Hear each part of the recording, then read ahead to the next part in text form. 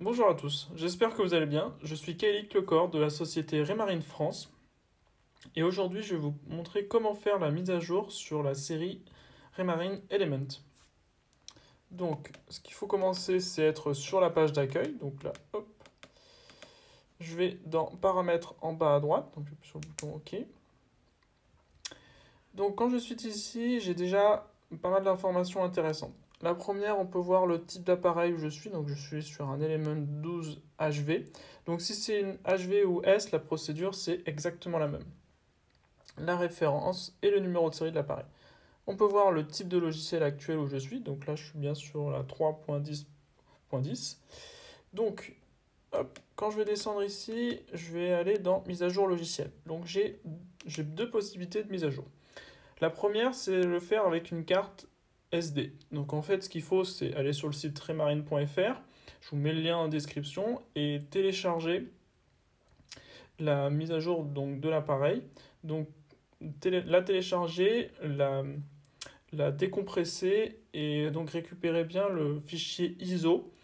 Et sur le fichier ISO, vous le mettez sur une carte SD vierge. Alors, il faut bien qu'elle soit formatée en FAT. Et donc mettre directement le fichier ISO sur la carte et voilà, et après prendre cette carte et la mettre dans l'emplacement qui est ici. Donc si vous avez la cartographie, vous pouvez la retirer, il n'y a aucun souci.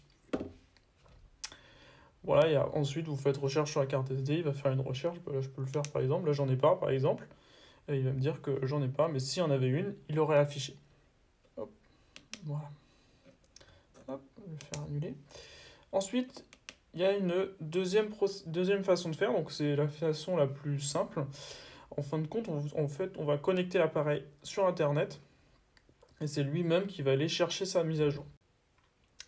Alors, ce qu'il faut savoir, si la recherche en ligne ne fonctionne pas bien, il se peut que sur certaines versions de logiciels, vous allez voir, vous n'allez pas réussir, souvent à cause je vous montrerai après, le clavier qui ne s'affiche pas. Donc là, ce sera l'obligation de le faire par une carte SD et pas en ligne. C'est souvent au niveau des logiciels, je pense 3.3 et 3.5 où ça fonctionne pas bien. Donc ce qu'il faut faire, c'est aller dans recherche en ligne. Voilà. Donc je vais d'abord connecter mon appareil donc, à une box, un point d'accès en fin de compte. Donc soit ça peut être, si vous êtes à la maison, la box de la maison, soit le Wi-Fi du port, si vous êtes au port. Ou sinon, le plus simple, c'est vous prenez le partage de connexion de votre téléphone et vous le connectez comme si vous connectez une tablette ou un ordinateur, ce que vous pouvez faire classiquement. Donc là, je vais dans paramètres Wi-Fi. Voilà. Donc là, il va m'afficher toutes les boxes qui sont, en fin de compte, tous les points d'accès qui sont disponibles autour de moi. Et donc là, je vais sélectionner. Donc là, j'ai mon accès, donc box de Kaelic. Alors, là, il peut avoir un petit bug. Alors, on essaie de le résoudre. En fin de compte, il faut jouer un petit peu avec les boutons. Voilà. Je ne sais pas si on voit bien sur la vidéo. Voilà. En fait, il faut chercher un peu pour récupérer donc la box. Donc là, je choisis ma box, donc box de Kaelic. J'appuie sur OK. Voilà. Donc, je vais d'abord rentrer le mot de passe. Donc voilà. Donc quand j'ai saisi mon mot de passe, hop, je fais suivant. Voilà, alors là, il faut bien faire attention, je ne sais pas si on voit bien la vidéo, il ne faut pas cliquer sur Cancel, il faut bien faire Connect, donc il faut bien décaler à droite. Voilà, hop, et ensuite, vous faites OK, voilà. Donc, voilà, on peut voir qu'il est en train de se connecter. Voilà, donc là, voilà, on est bien connecté à Internet. Et quand on est connecté à Internet, hop, on revient en arrière. Voilà, avec la petite flèche.